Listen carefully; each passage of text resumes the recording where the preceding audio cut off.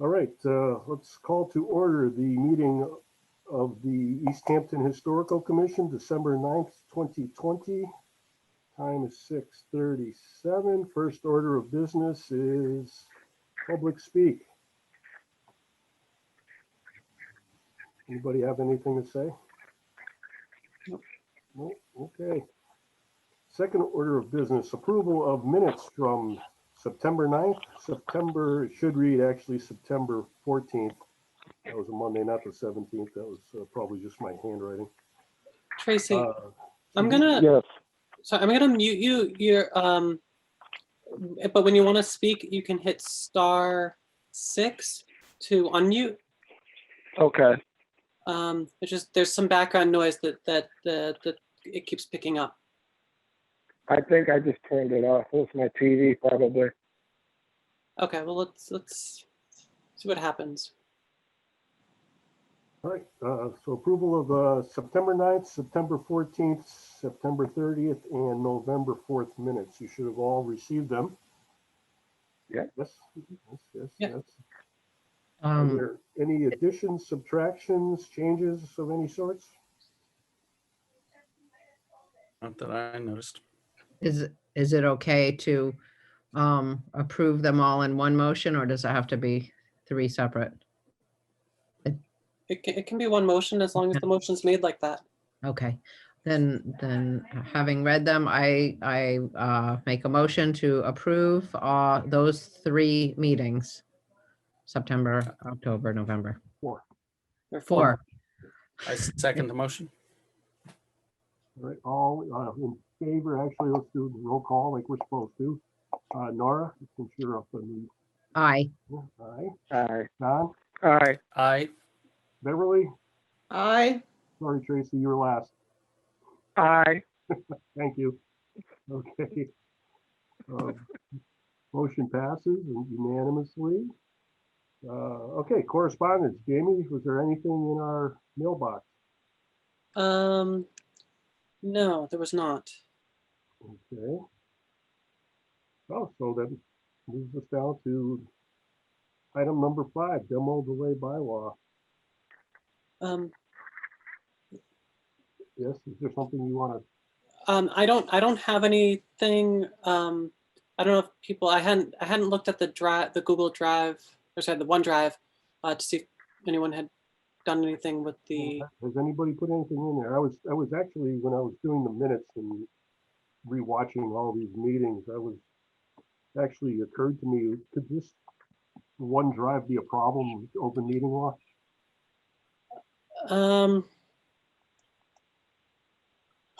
I don't think so, because I don't think that we're not coming to any votes, or there's really Yeah, I understand. people aren't having there's like a discussion that's going on, but there's no deliberation. Right.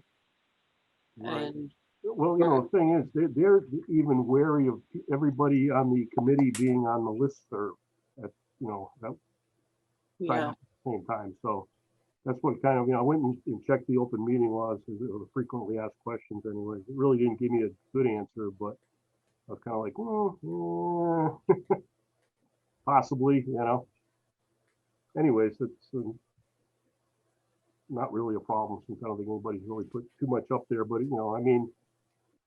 especially in this day and age, and with the COVID and all that, we do need a place to be able to put documents and retrieve them for everybody. So right. I really don't have a problem as long as nobody really discusses anything. I think even what the state is saying, that even if you were to propose something and somebody else went and made comments on it and all that, that's an issue, Yeah, and I think that because we're going to then take whatever is put into that as suggestions, and then there'll be a robust discussion at the meeting. Right. Yeah. That it's I don't, it's not happening behind closed doors. Like all the decisions, all of the discussion is going to be happening at the meeting. Yeah, I understand that. Like I said, I'm not. I don't have a big problem with it. I'm just a little concerned that somebody else might, and then next thing you know, we got issues with that. Let's hope not, though. At this point, so nothing has been added. I mean, I've been doing a little bit of background work here. There's a ton of stuff on the listserv. Speaking of Speak of the Devil there. There's a couple of good suggestions on there. Actually, let's back up just a little bit. Oh, here's everybody again. Sorry that I was on something else. I couldn't see anybody. The way the demo delay is written right now, obviously it's a 6-month delay. I was going over what the lawyer had responded when I asked, whether we could re-up it and whatnot. And I believe the issue with saying that we reserve the right to re-up this because you didn't do what you were supposed to, or make an effort. The problem with the bylaw or the ordinance as it is right now, there is nothing in there that says what they need to do. So we have to, one of the changes we would have to make would be specifically say, this is what's required of you while you're in the delay. And I think that's the reason that the city's attorney said no, that there is no provision to re-up it.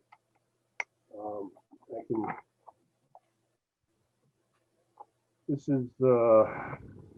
was back from last year, but obviously, let's see, where is it here? The ordinance, okay, as the ordinance is drafted, chapter 4, article 2, which I believe is the Mike, would it be helpful if I share my screen, which would have the demo delay ordinance, the current demo delay ordinance on it?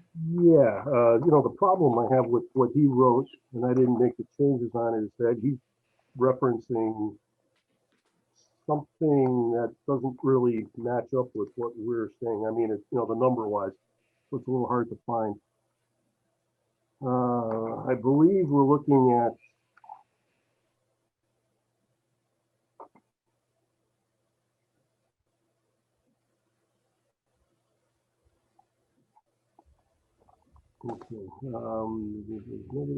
determined, okay, yeah, probably 418.4 maybe. Or, no, wait a minute.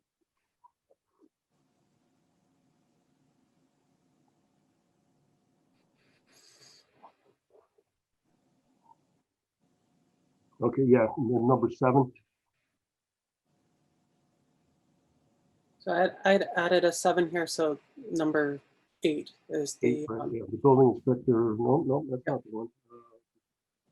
Yeah, okay, 4.2, no, 4.1.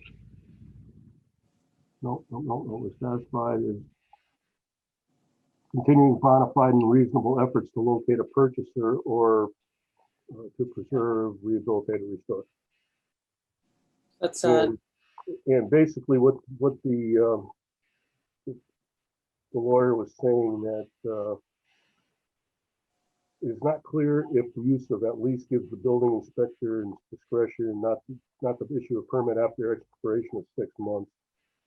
I advise that this provision be read to mean a building inspector shall issue a permit. Let's see. Where the heck? Let's find this stuff. Here it is.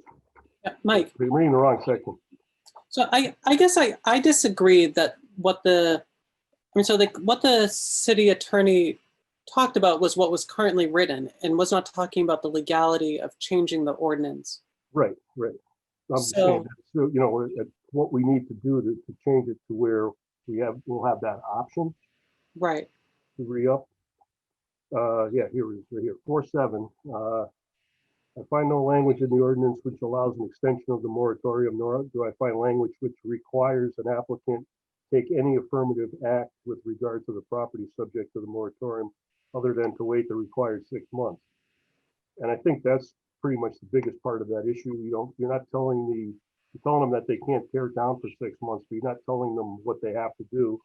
So you can't go back and say, well, we didn't like that. You didn't do anything because, they're not, the way this ordinance is written, they're not required to do anything, even though we have an expectation of them doing something. That's where it gets fuzzy. And he was suggesting the language during the moratorium, the applicant shall make reasonable efforts to locate a purchaser for or to preserve, rehabilitate, or restore the significant building. If at the end of the moratorium, the commission finds the applicant has failed to make reasonable efforts to locate a purchaser for or to preserve, rehabilitate, or restore the significant building, then the commission may extend the moratorium for up to an additional 6 months. And that kind of, like I said, I think. What was the last thing you said? What's that? You said the last sentence, you said that they had to do this or what? What last sentence? My last sentence? Sorry. What I read or what, Yes, the last thing you just read out loud. It said that they had to find it was Well, it's basically significant. saying that what they need to do to satisfy us is what needs to be placed into the ordinance to be able Or- to make the extension. That makes sense? Yes, it does. Yeah, this If has been you're telling them all you have to do is wait the 6 months, then that's really Right. what they need to do. that's the thing that really seemed evidently wrong, right? I mean, it just got to the point where it was obvious to everyone that that's all that's happening. It's like, oh, okay, all we're doing is just Right, yeah. putting it off 6 months. That's Right, the yep. only change. But I'm sorry, to be a pill, but to go back to that, I just wanted to rehear those words one more time. So it said if the applicant What the lawyer wrote? didn't do the significant or All right, during the moratorium, this is, okay, the way it's written now, section 418.6, upon the determination by the commission. I can't see that. Can you put it up on the screen? yeah, Jamie's sharing it. Yeah, well, I can't, Okay. it's off my screen. Ooh, I can't scroll it up.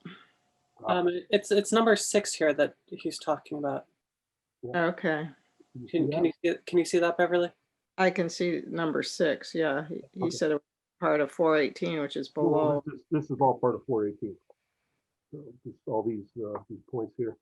So upon determination by the commission that the significant building, which is the subject of the application for a demolition permit, is preferably preserved significant building, the commission shall so advise the applicant and the building inspector, and no demolition permit may be issued until at least 6 months after the date of such determination by the commission. Where does the 18 come from on the screen? That's just my comment, Okay, because this is not, the black text is what is right, existing what is ordinance. written, yeah, but Any How- comments? how many towns around have 6 or 12-month delays? I can tell you that right down to almost the number. Just taking a second to find the paper.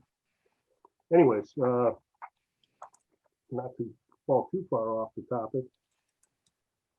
And just, while Nora's still focused on what I was saying before, let me finish this and then I'll tell you how many people have, how long.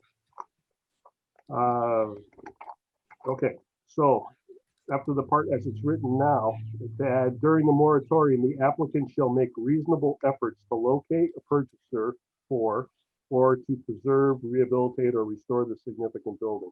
If at the end of the moratorium, the commission finds the applicant has failed to make reasonable efforts to locate a purchaser for or to preserve, rehabilitate, or restore the significant building, then the commission may extend the moratorium for up to an additional 6 months.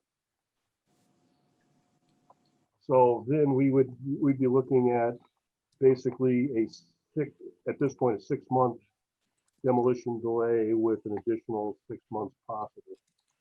Mhm. And I don't know if you could actually go on forever with that. The heck was that?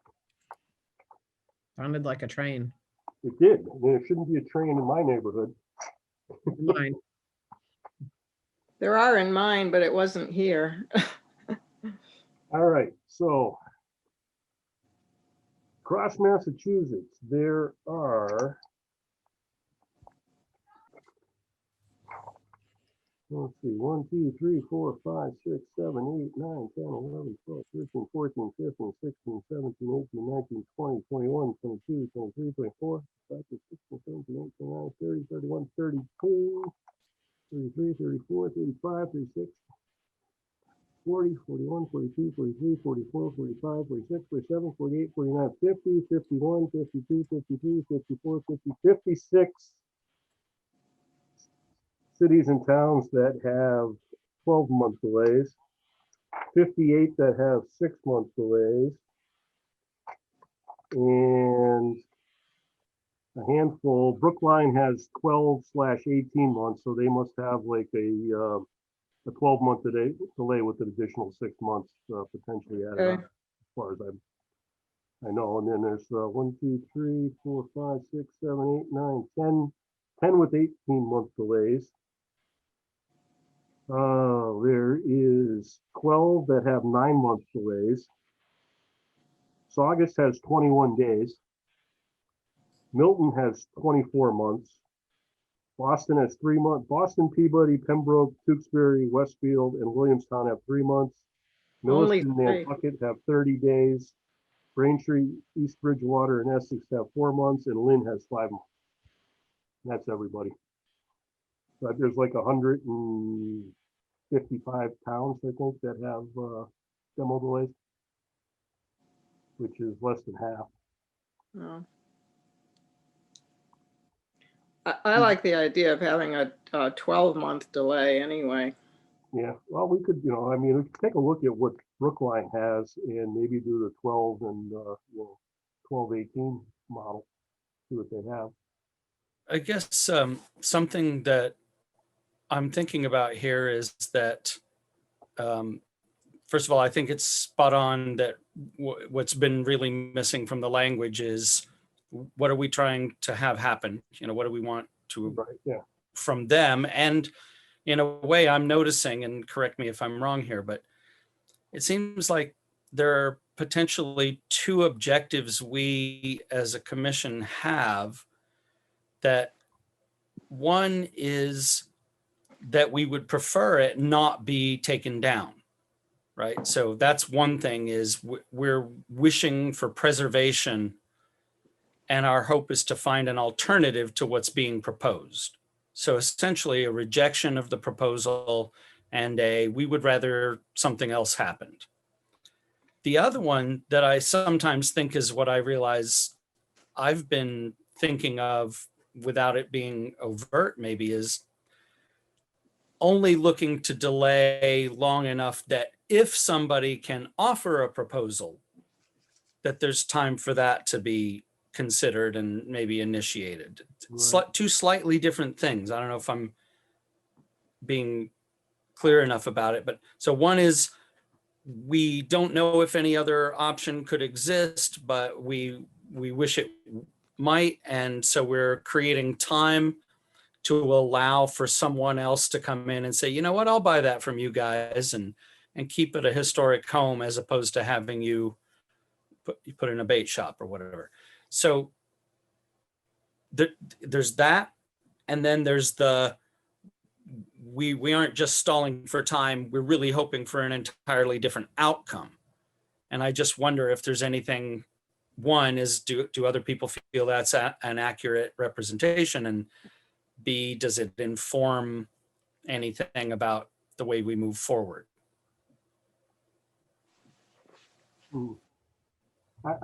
Yes, I think it is fairly accurate. As far as moving forward, yeah, I mean, what I was kind of thinking, or I wouldn't say getting at, but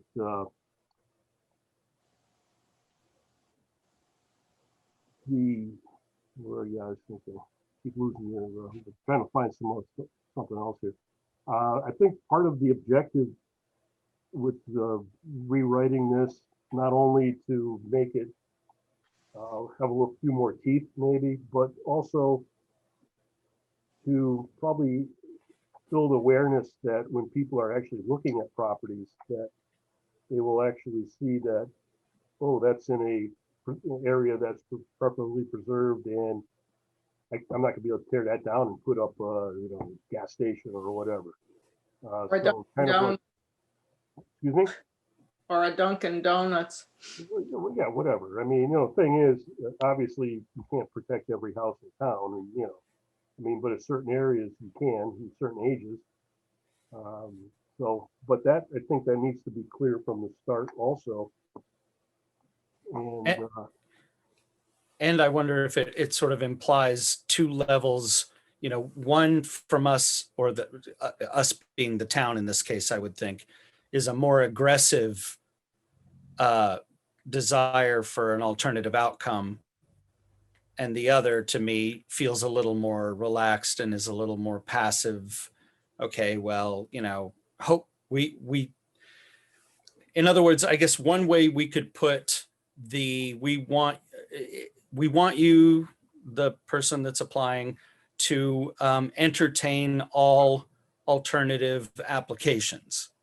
So the requirement being that you accepted anything that was proposed, and that leaves the possibility that nothing gets proposed and we all shrug our shoulders and go, what are you going to do?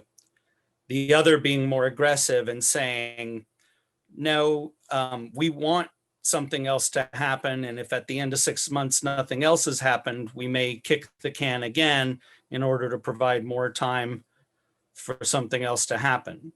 right. I think, ideally what we want is the people not even to go into certain areas and say they want to tear anything down. Kind of discourage, I mean, keep some neighborhoods intact.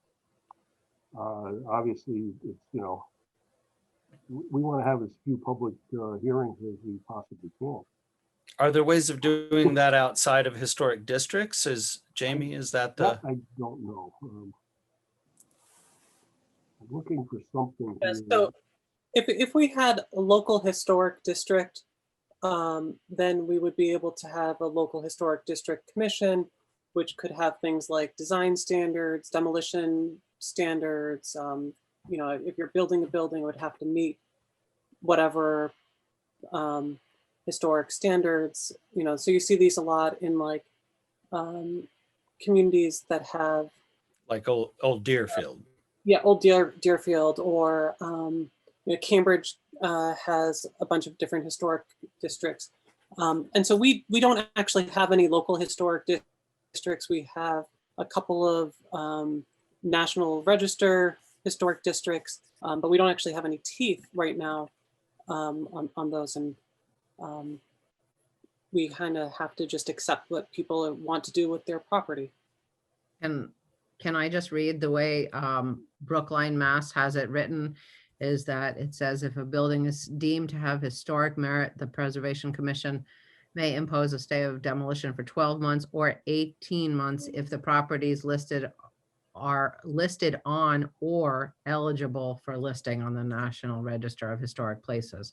So I just find that just eligibility factor is some kind of Deterrent. yeah, or something that we have as an action of pausing if in fact the property is eligible. But I read an interesting demolition delay ordinance on the historic preservation listserv the other day, and I'm going to share it with everyone. So let's see, it's from Stockbridge. I didn't get to read that one. I did see that somebody had mentioned it. Yeah, so I'm just trying to find it, and I'll right up. And while you're doing that, did you see I think it's the town of Concord? amending there. So they're changing, they have 3 proposed amendments to their bylaw. Changing the bylaw trigger date from built in 1941 to 50 years or older. Changing the definition of historically significant to include a section for finding that a structure is associated with one or more historic persons or events, or architectural, cultural, political, economic, or social history of the town of Concord. Historically or architecturally important by reason of period, style, method of building construction, blah, blah, blah. Located within 150 feet of the boundary line of any federal or local historic district. So right away, that kind of, catches quite a bit of it. There was some other stuff that I was looking at earlier, but I didn't get a chance to. Well, I thought this one was interesting because Yeah, go ahead.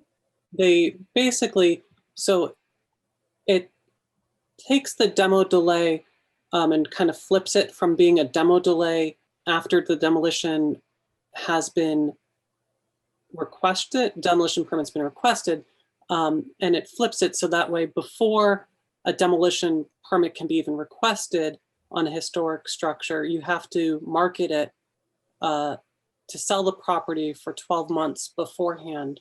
And if someone's willing to buy it and do something else with it, then great. But if you're, so you have to like actively market the property and try to sell it actively for 12 months. Cool. And then only then, if you've done that, will the commission consider granting the demolition. That's Stockbridge, you said? Stockbridge, yeah. Yeah, Stockbridge. Yeah,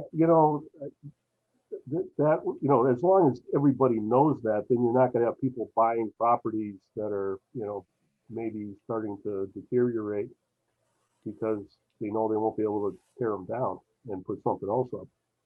I mean, Stockbridge is one spot, but I don't know how that would, does that translate? It's a great idea. I mean, I don't think there's anything, I'm just wondering is that reasonable or applicable around here as well? I think that where you have a building that's in fine structural shape, this makes sense. Yeah. Where you have a building that is not in good structural shape, then Well, that doesn't make sense. And is there, okay, there's probably some out on that too, if it, architect like determines that I'll falling down anyway. You should be able to tear it down, right? right, and the building code, regardless of what the commission decides, if the building commissioner deems that the building is a health and safety risk Mhm. or safety hazard, then it doesn't matter what the commission decides with regards to demolition delay. So there's always that out for the building inspector to make a determination that's an unsafe structure that needs to come down immediately. But it's the gray area between that unsafe structure that's an imminent hazard and a structure that might take 10 more years before it actually falls down. And an unscrupulous building inspector that says, well, they want that lot, Right. And so if you apply the Stockbridge ordinance to the last bunch of demolition delay requests that the commission's looked at, the 5 and 9 East Street with Dunkin' Donuts, then they'd have to have marketed that property for a year before they could advocate to tear it down. The 2 Payson Lane Williston building, it didn't make sense for them economically to do anything with that structure. And yes, it was in bad shape, but it wasn't a safety hazard. So, this ordinance would have required them to market that building for a year before they could request to demolish it. Yeah. The smokestack over at Eastworks was a safety hazard and would have come down, would have been permanent to come down anyway. Yeah, well, that's something that would be kind of hard to sell anyways, right? Right. Or, the 1 Ferry Street buildings, again, were structurally unsound and they had determinations that would have happened. And I think that, in a case of 1 Ferry Street, the commission knows that that property was a vacant, blighted property that had been on the market for a long time prior to the current property owner buying it. So, you could look at that as saying, yeah, it's been marketed and bought by someone who's still the best use is to tear that down. Would this work 100%? Probably not. We'd need to tweak it to make it fit for Easthampton. The thing, I guess what I was getting at is if everybody, especially developers in town, know that this is going to happen, you think Manny would have actually even purchased the property down on East Street if he knew he would have to, market it for 12 months? It might, like I said, it might just stop some projects that would never happen. That would be good. Well, I'm hearing is that the suggestion that then maybe what we ought to think about possibly separate from this is something that designates before it even goes on the market that we've said, I assume, to the current owner, and then it's somehow officially available for people to discover that we're saying this is a building who we don't want to see demolished. The current status of that building or space or what have you is that the historic commission determines that it should be preserved. Right. Is that I mean, something that pre-exists? Would this be applicable in like a certain district or whatever? More so than like like highway business where there might be an old house sitting.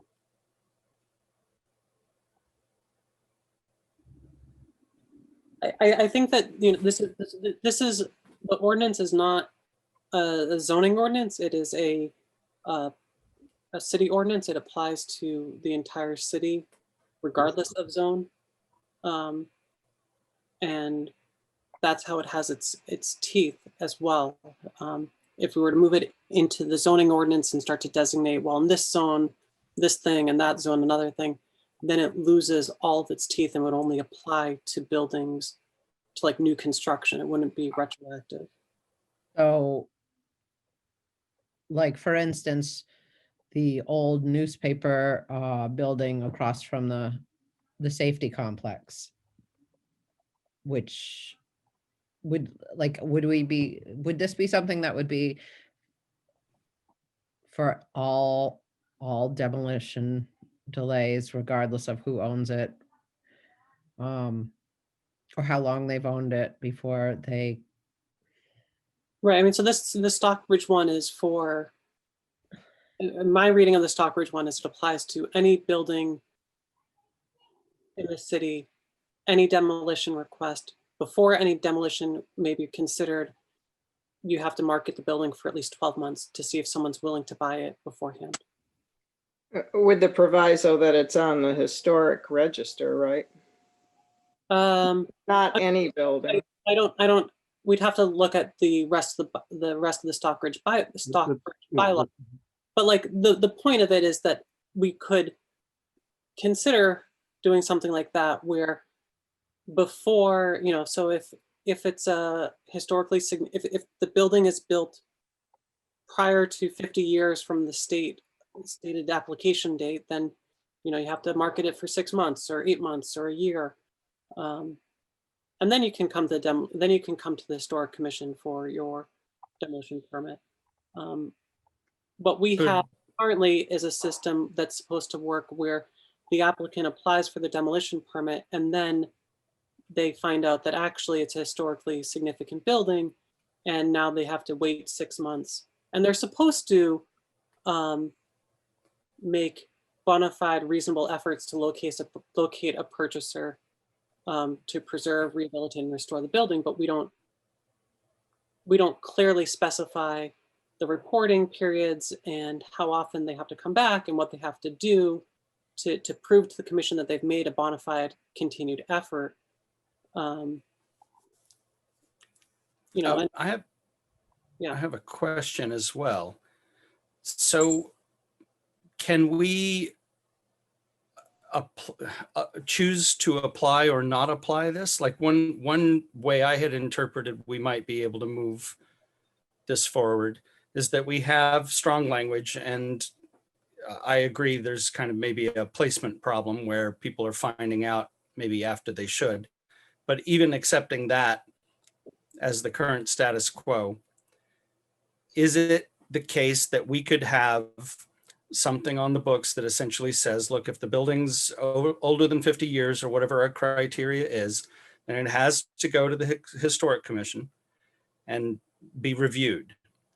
At which point we review it, and then we can choose to apply a demo delay or not. Like if everybody's like, yeah, it's an old building, but it's not anything we're looking to preserve. It's not in anything historically significant, so we don't apply the demo delay, and then they can move forward. And then in the cases where we apply the demo delay, the presumption is that if we applied it, we're finding it historically significant enough, at least if not, and I think architecturally is the one we most often lean on, unless somebody famous lived there or something significant happened there, it's mostly because we're saying preserves the character of the neighborhood and is architecturally significant. So then at that point, we're saying officially, yeah, we want teeth because we want something else to happen other than what you're proposing, which is to tear it down. Right, and so that's the structure of our current ordinance. Right, so we can apply it or not, right? Right, but the Stockbridge one does not give the commission that choice. The Stockbridge one is regardless of whether or not it's a preferably preserved building or historically significant building or whatever. Right.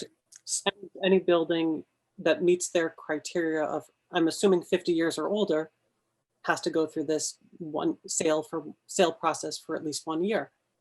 But we're going to pick and choose the best of all these ideas and conglomerate them into one for Easthampton, right? That's the plan, yeah. And can I just backstep just a second? And Beverly, correct me if I'm wrong, but it seemed to me when I joined the commission, I don't know, 15 years ago or so, all of the people who were going to do significant changes to their homes, those changes, physical changes to the outside of the home, or maybe even the inside, I'm not sure.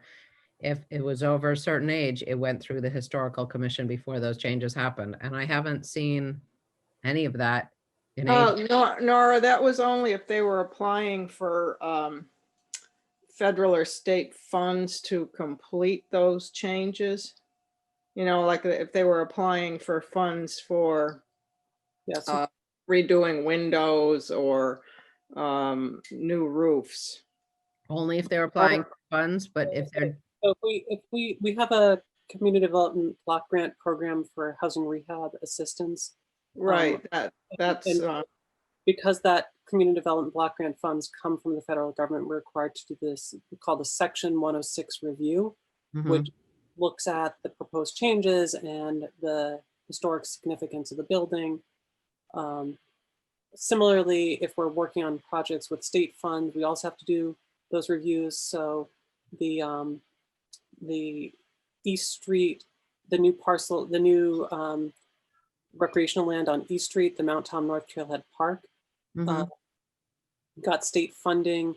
And because in that area, we know that there's Native American settlement and fort, one of the original forts, before the city's allowed to do any construction work there, we have to do a survey in the areas that we're planning to build the parking lot and the trails to make sure that we're not going to be destroying any historically significant areas or objects or anything like that. So just because I'm like wearing a dunce cap, I just want to make sure I understand this. If there are people who do not need any state or federal funding, they can do whatever they want to their house or property, regardless of how old it is or how significant it is. correct. And have to go through. Right. Correct. But if we had a local historic district, Mhm. with a local historic district commission and local historic district building code regulations or historic standards, then they would have to come before the commission. Unless, and this is something that we can actually put into the demo delay is, besides demolition, significant alterations involving at least 25% of the property, like if they take down a wall or take off the roof or something like that, that could come under the purview of the demo delay also. That was on some of the stuff that I was looking at earlier today. We do run into enforcement and applicability issues with I think the broader we try to make it. So. Oh, I mean, if it's when you do like the 25%, obviously you're going to have some qualifications, whether it's 50 years or 70 years, 75 years old or whatever, or within like the Main Street Historic District, you could say that right away. If you start taking, tearing off the roof to put a third floor on, then you're gonna have to come and see us first. Somebody that's out in the middle of nowhere may not make much of a difference anyway. And I might throw out there that in Tulsa, where they have a lot of Art Deco, what they found was that applying that to the facades in the language also was an aid, because in a way that's what they could say is like, well, it doesn't matter what percentage it is. You can't tear off the facade, even if that's only 10%. The facade is protected especially. So yeah, by percentage, by age, by, I would just throw in there too, though, that I can't help but recall that being on the master plan development group, that one of the things that people said was that they didn't want, too much control. And the house color is usually the example that was used, is people didn't want the kind of historic preservation that meant that a homeowner would be told what color they could paint their house. So one thing that I would suggest is if we did something like these historic district committees, that, hopefully that would be a volunteer thing, a positive thing. It'd be like one of those, and I'll just throw out, I don't know, Park Hill is my presumptive low-hanging fruit for that. So if you're part of the Park Hill district, you not only know it, you're a proud member, you're happy about that, and you all you participate and have stake and say in that. So unicorns.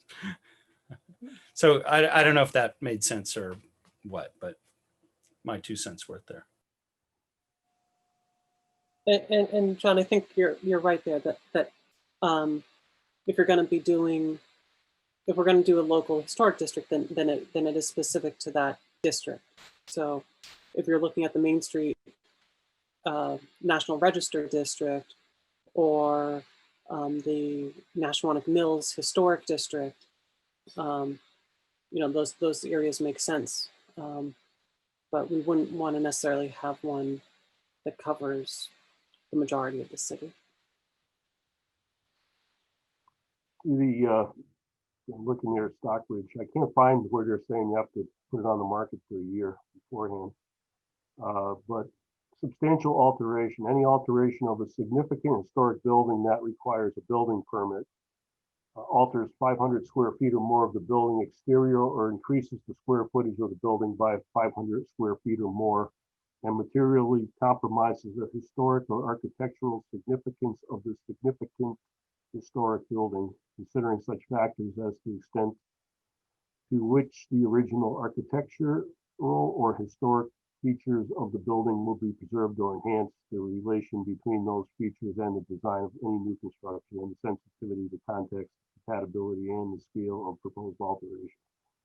You could add something like that.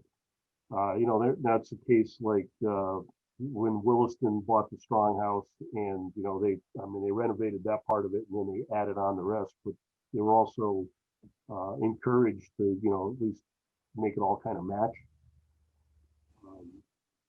I don't think that would be all that onerous. The problem would be is communication with the building inspector. so we find out that these things are happening, or people are applying. Well, I feel like it's in our interest and the city's interest if we have that, a little wider of an umbrella is better. You know what I mean? A more encompassing set of constrictions that we can always back off from or not apply, right? I think. Right. If you have a significant building and somebody says, well, we're going to, tear off the back and we want to put this, and you look at it from the street and go, well, you're not going to be able to see what they're putting on there. I guess it'll be okay. It's not going to really affect the look of the neighborhood or driving down the street. And it may not even, affect the look of the house. I suppose all of this is just, I guess I'd be very happy to hear clarifying language, but it's based on the presumption that we are protectorates of the historic.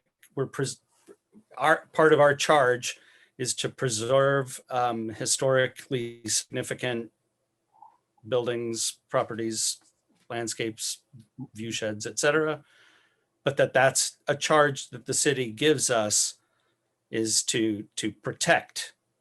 And that's why we need something that has teeth and is better to be a little broad. And then we can always, as you say, encourage development and say, yeah, that's in the back, or, oh, you made an effort to use stone veneer so that it blends in with the style of the surrounding buildings, and then we relax. And as in that charge, say, okay, we feel we've done our job, things are good, and everybody here gives it a thumbs up. Yeah.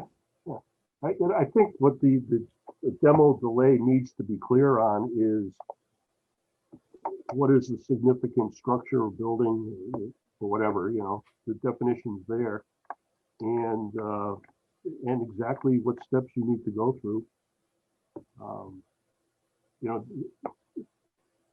Relatively vague right now, and I think, like I said, I think people need to know beforehand, even when they're looking at properties, that, well, this is going to be in an area where they're going to look at whether, if I want to tear this down, they're going to be looking at it closely.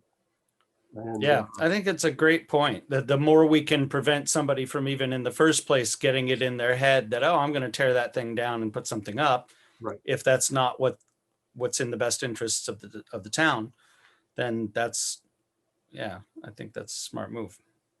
Yeah, I mean, obviously there's some that are going to get by you because, someplace you wouldn't even think of, like a Dunkin' Donuts going in at the end of East Street. I really wouldn't have been thinking about that a couple of years ago. However, now it's, it's out there. Whether or not it happens, and he paid pretty good money for that piece of property. I mean, he could probably recoup most of it. I'm not sure if we can get all of it with the condition of the house is the way it is if it doesn't go through. But who knows? Property values are pretty good right now, so he may. But I would imagine that it's not great to have people coming in that think, oh, hey, here's a business opportunity, and not be able to follow through, because we want to encourage the business growth and entrepreneurship and certain kinds of development.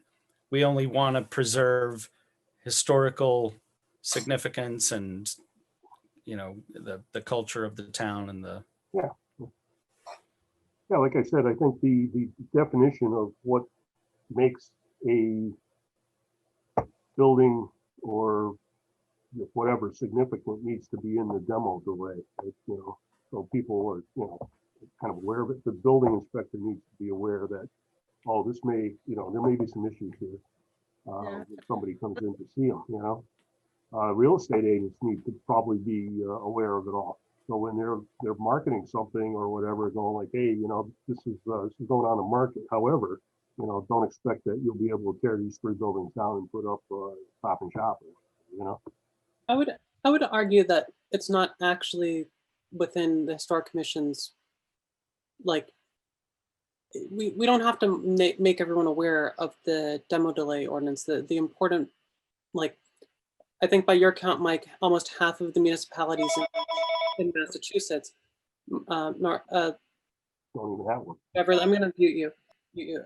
But half the municipalities in Massachusetts have some sort of demolition delay ordinance, and it varies town to town. But the important thing is that the building inspector is aware of it and isn't granting demolition permits without, I'm actually probably not just like general public knowledge, but especially developers, people that may be walking into something, and it's like you said, guy sees an opportunity, he may overpay for something that he gets kind of stuck with.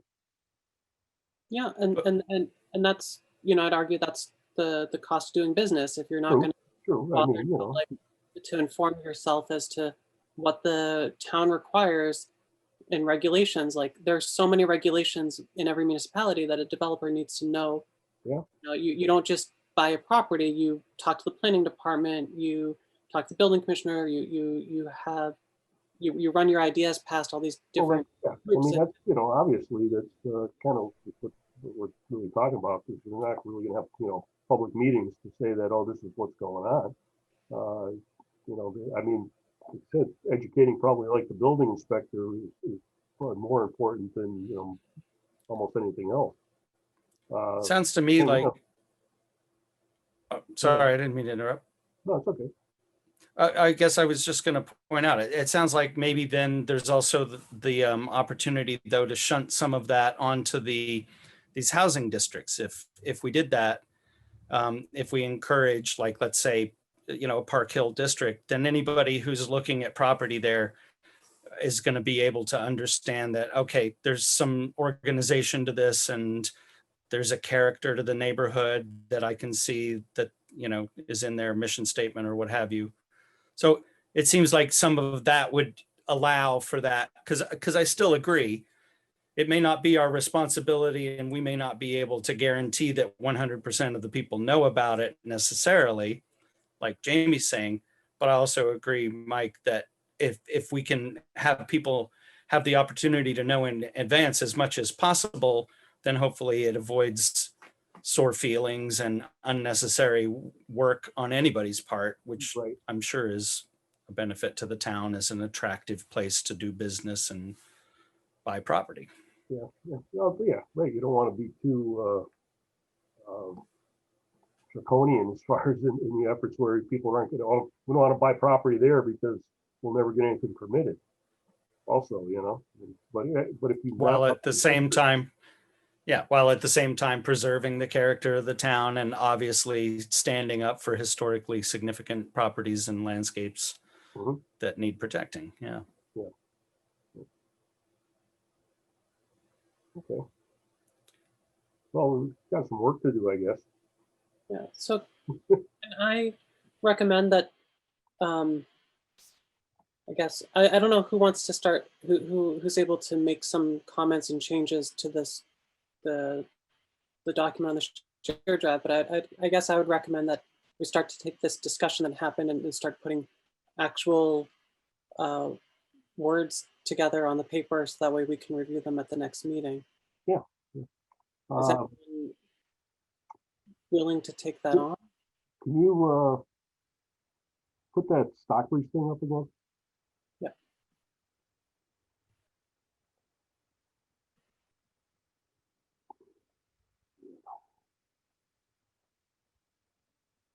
Okay, this was on that listserv or something else?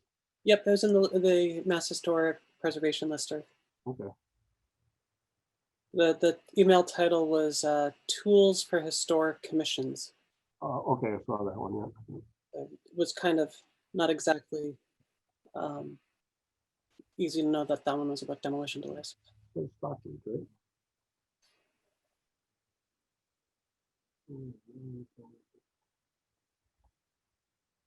Stockbridge.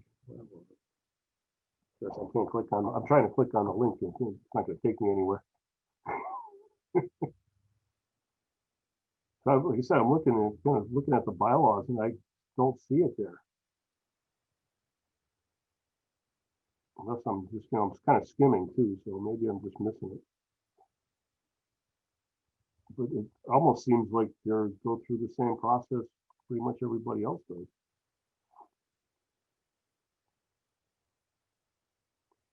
I mean, if you were to do something with like that with the year or even a half a year where you'd have to market something, you would really have to let people know. I mean, that would you'd piss off a lot of people. Use the language.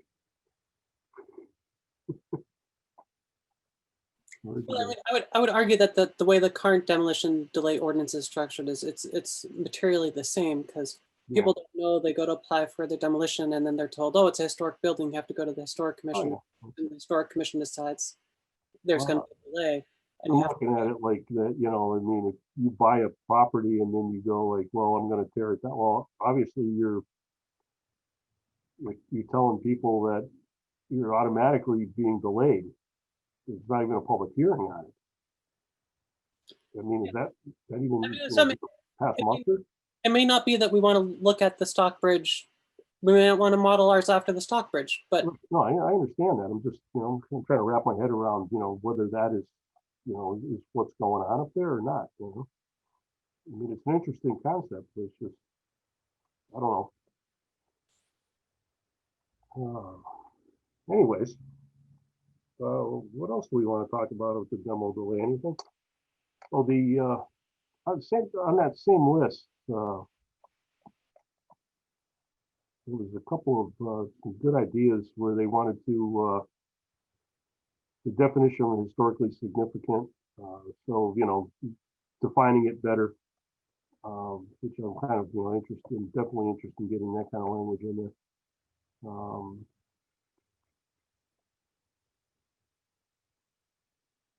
I guess that's probably about it right now. So what are you saying? Basically, we need to get a little more documentation to look at, start like fleshing it out. I think we need to start fleshing it out, because we have a lot of ideas and we've discussed this a lot. And Mhm. I think that I definitely think it should be updated. we just need to make some changes or amendments or proposals to the current ordinance, and then talk about those specific changes. So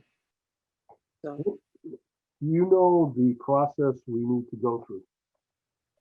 yeah, so once the commission has made a draft, we would bring that to the city council.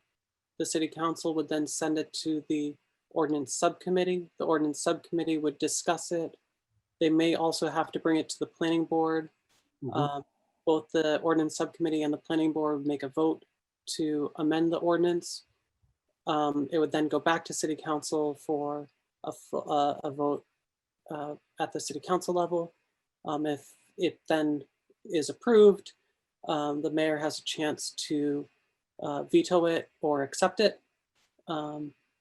So there's still, once the historic commission makes changes, it still has a lot of public process to go through before it becomes the new law. And so again, I think that, we're talking, there was discussion about minor changes to, if someone's making an addition or renovating part of their house. I think that because of the amount of public process left to do on this, it's focusing on the demolition delay piece of it and cleaning this up Mhm. would make it more likely to pass through the city council. Right. Okay.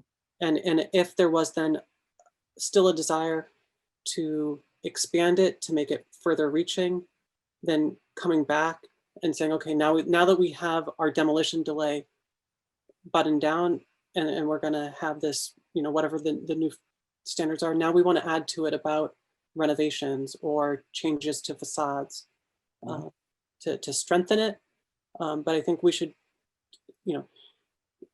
just incrementally work on it. We would have a better chance of getting through all the additional public process. Okay. Sounds good. Anybody else have anything to add? Everybody's muted up there. No? Jamie, I just wonder if you should unmute Tracy to just verify that Tracy, Still there? we haven't heard from in a while.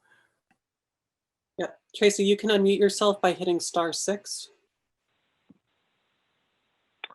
I agree with some of the changes, some of the proposed changes. Okay. I was listening the whole time, so it's just a matter of, I mean, you want to follow the Stockbridge model, or do you just want to just sort of like rehash what we have here? Because I have that ordinance in front of me right now, ours. Is that what you want? Yeah, we'll be making some changes to ours, not, you know, doing it, To ours. yeah, to ours, you know, not Oh, not wholesale Not that change one. like Stockbridge is right. or, you know, whatever. You know, like I said, you kind of clean up the language, possibly add the language of the extension, which Right. the lawyer had suggested, and some other things. So that, I mean, obviously, we're not going to, you know, make any decisions tonight on this, except the fact that we want to work on it. You know, To I mean, me, yeah. To me, I just think that, you know, everybody had some ideas, but some of it was all over. You're here, you're there, and there. And so you just got to just like get it down on paper and just make a decision on how you want to follow through. Yeah, you know, like I said, Jamie's already done quite a bit on that as far as. I know that. Yeah. It looks pretty good. Definitely, you know, add to that, or, you know, use that as the starting point. Yep. And Thank move you, on. Jamie, by the way. I don't think that's been voiced, but you're right. That's good Yeah. on you. Thank you. Pleasure. All right. So let's move on to item number 6. And Jamie, you have any news for us on the survey and planning grant? Yes, I do, as a matter of fact. So we got one response back. So that's great, because that means we can have something to review, and we don't have to immediately terminate the grant. So what I'm looking for, so we got the responses that were due at noon today. Mhm. And I'm looking for a couple people on the commission who want to review that response and provide comments to me. I will email you. I have a little evaluation rubric that then would be hopefully filled out, and you could send it back to me. I scanned in the proposal so I can share that proposal with the people who are interested. But we do need to turn this around pretty quickly, because once the commission, if the commission decides that the proposal meets the requirements, the standards, and that we want to proceed with making that recommendation to award to that proposer, we still need to get Mass Historic Commission's approval on it Mhm. before we can actually go into contract with them. And we have until September 30th to do all of the work that's required under the grant. So, Is there a deadline for getting this back to Mass Historic? well, we're running into winter holidays. So if, Yeah, no, I understand that. I mean, but there's no hard deadline to say like we need to hire somebody by December 30th or whatever. well, no, but the timeline for the project, it's a the way that they structure the survey work, it's a 9-month process. Mhm. So if we don't have our contract in place with the consultant before January, we're gonna be bumping up against Okay, yeah. the grant deadlines for when we can submit reimbursement. And if we don't finish the grant in time, then we don't get reimbursed by the state, which would look bad for the city, Okay.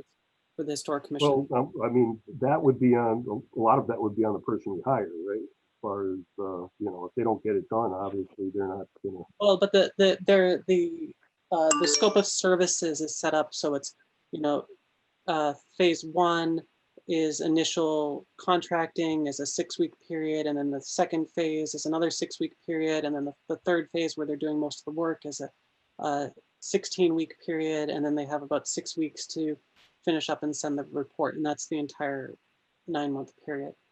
Okay. So basically, what I'm trying to ask is 1 or 2, or everyone if they want, but a minimum of 2 people on the commission to take a look at this proposal and write some comments in the rubric and hopefully get a response back to me by, I don't know, Monday, if that's not too soon. We're really trying to push this through quickly. How's that sound, everybody? Yeah, I'm in. Okay, great. That's good. Tracy in? Okay. Anybody else? Beverly, Nora, everybody want to look at it? Or? I can't. I'm finishing up my master's this weekend. I can't. Oh, come on. Don't need sleep. All right. That's what little girls tell me. Don't need sleep. Yeah. Not a problem. Beverly, you're muted. Beverly, you're muted still.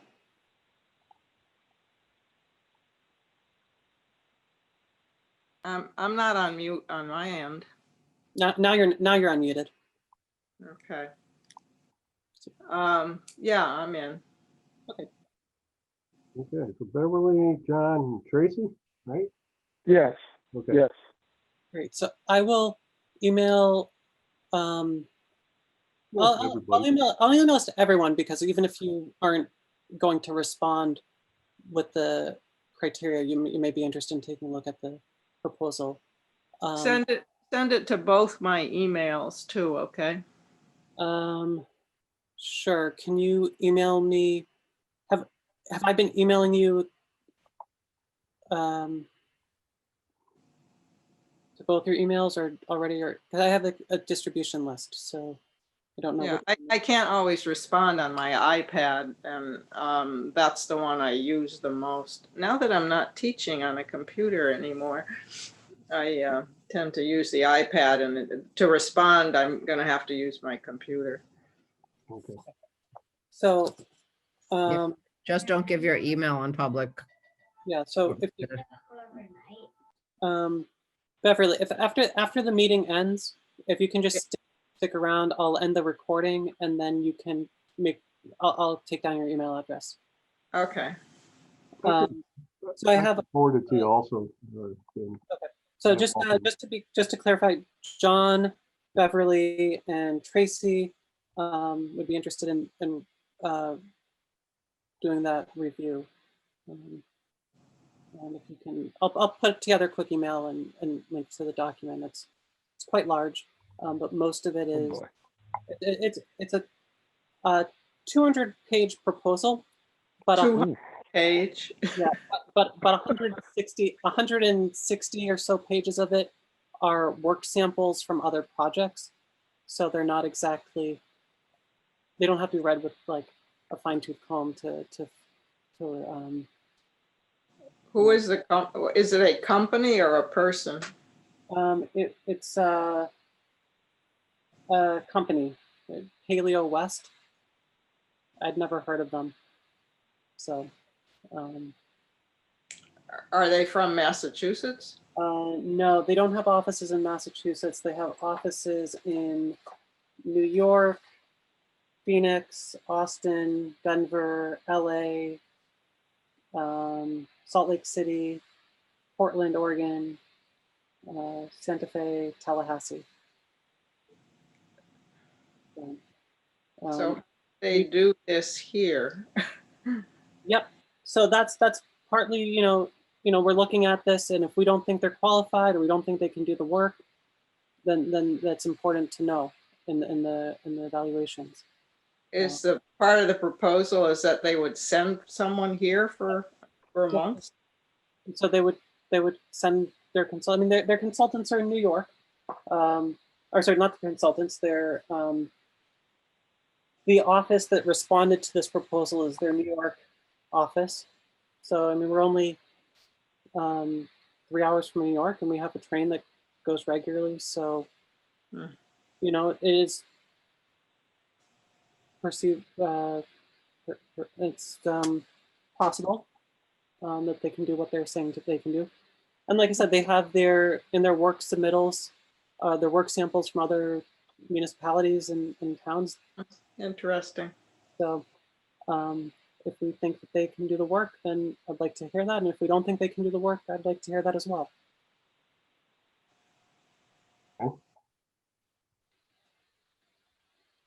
Sounds good. So yeah, we'll get that out to everybody, and I'll take a look at it. Okay. Great. I'm trying to. Which email do you have for Beverly? I don't know. We can talk about that. I mean, after I end the meeting and the recording, so it's not being broadcast out to. Okay. So the canal, there's nothing happening since last meeting on that, right? Basically at the same spot. We have a meeting coming up next week.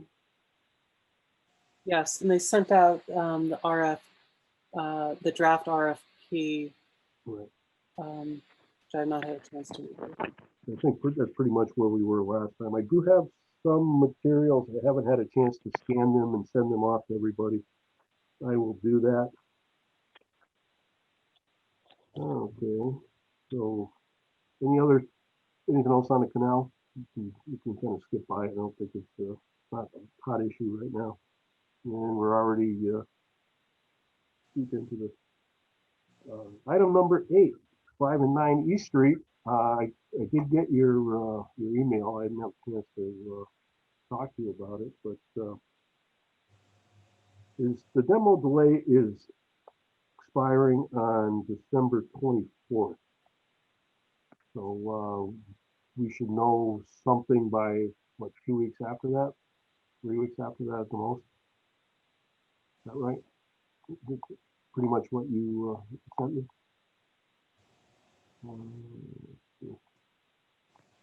Yeah, so I checked in with Jeff Bagg, the city planner. Has been working with the planning board on this part of the 5 and 9 East Street, and he said that the public hearing process is still underway. They've met a number of times. There have been requests to continue, and that there was a request to there's an outside review of the proposal, mostly with regards to the traffic impacts for the Duncan.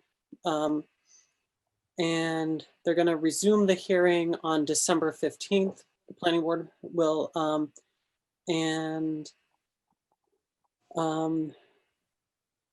they're still trying to figure out the traffic impacts and how to deal with that. So the estimate, or the sort of what we think is going to happen is that those issues will be resolved shortly, and that the planning board will make their decision probably on their meeting on January 5th or January 19th. The problem with that, the demolition delay, that the letter that was put together says the demolition delay ends on December 24th, and the commission has reserved the right to Extend it, right? yeah, so I think we said, so the commission may rescind the demo delay order if and when you successfully navigate through the planning board and ZBA processes. If permitting process is not completed before the 6-month delay expires on December 24th, the Historical Commission reserves the right to extend the delay for up to another 6 months. Okay. So, you know, that's where we're at. Yeah. I don't know if that, That was kind of part of the understanding on that anyway. He wasn't going to tear it down until there was a resolution. correct. One way or the other. And from what I understand, you know, I had a conversation with Jeff a few weeks back. It's kind of the same thing that doesn't seem like he's interested in tearing it down anyway. So you know, he's not rushing into anything anyway. So I think we'll be okay. We should probably reach out to him though, and maybe send him a letter, see where we're at. Right. The garage next door has still not been cleaned up. He's been working on it for months. It was supposed to be done last December. Yeah, it certainly hasn't been moving along all that quickly. So, yeah, I mean, like I said, I don't have a problem sending them another letter just to make them aware that, you know, we're still watching you. You know, maybe you can have some input into it too. And why don't we do that and then see where that takes us. Do you know anything about the fact that the rail trail has been designated as a national? It was National Recreation Trail. right, and I'm not sure. I have to ask Barbara whether there are restrictions as to types of things that can be built along something like that. I don't think. I was under the impression that someone told me that if it got that designation, there might be some restrictions as to commercial developments along it. I don't know anything about that. So I'll have to talk to Barb. the National Recreation Trail Program was, I thought it was just about trying to increase sort of the status of that trail, and that it was a it's like getting an award. It just highlights this, makes it a little bit shows up on PR. state and national maps and things like that. But there might be, if there's more to it, I don't know. I'll give Barb a call and ask her.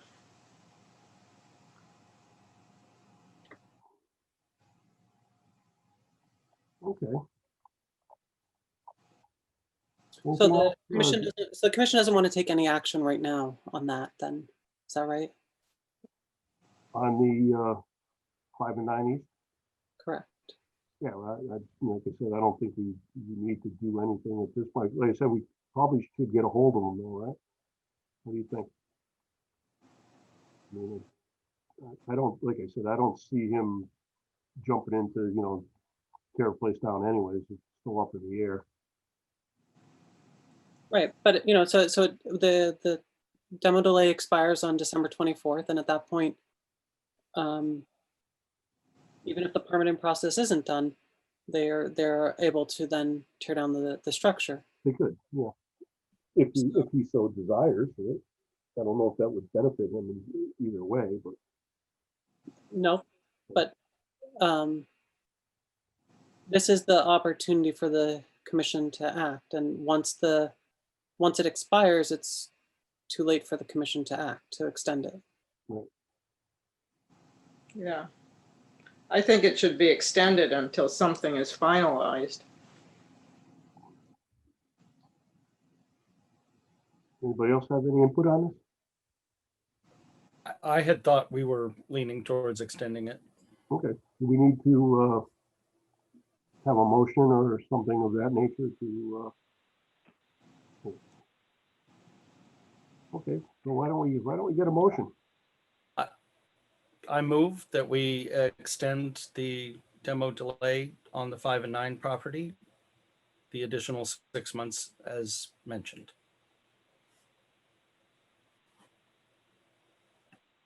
We have a, I okay, second. so wait a minute, before we go any further. John, you moved to extend the demolition delay Yep. as outlined in the original letter. Yep.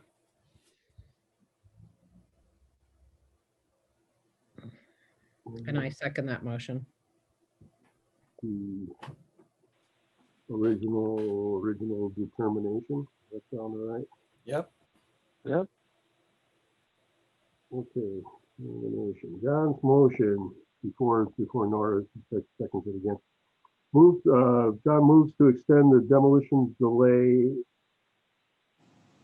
another 6 months as outlined in the original determination letter sent to Mr. Sardinia. That sound good? Yes. And Nora, you second? I'm gonna second and third and fourth it, yeah. All in favor, roll call wise. John, Aye. Nora, Aye. Tracy, Aye. Beverly. Is this another one I can't vote on? I don't know. I assume so, because it's still the same property. Yeah, you didn't vote Right. on. He's in first one, right? butter, so, yeah. Beverly abstains. No, I'm a recusal, not an Whatever. abstention. Okay, Duly noted for the record. all right, so that was 4-0 and 1 recusal. Okay, we'll reach out to Manny and let him know what we've decided. If he wants to fight us, he can fight us. All right, I guess that's it for the agenda. Can you schedule the next meeting?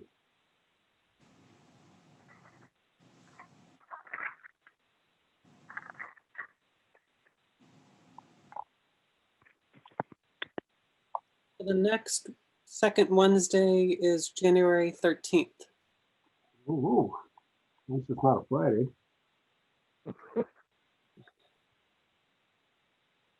Does that work? Does January 13th work for everyone?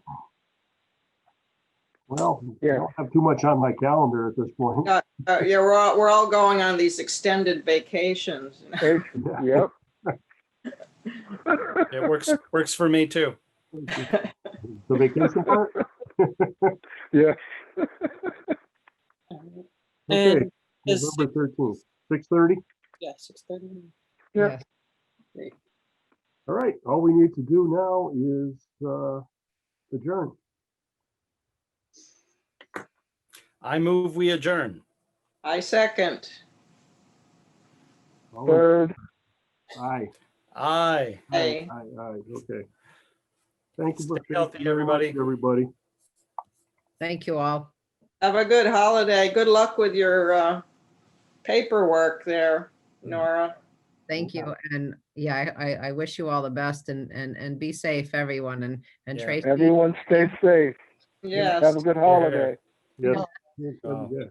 2021 is better than 2020. Yeah. Yes, I've already written 2020 off a long time ago. Yeah.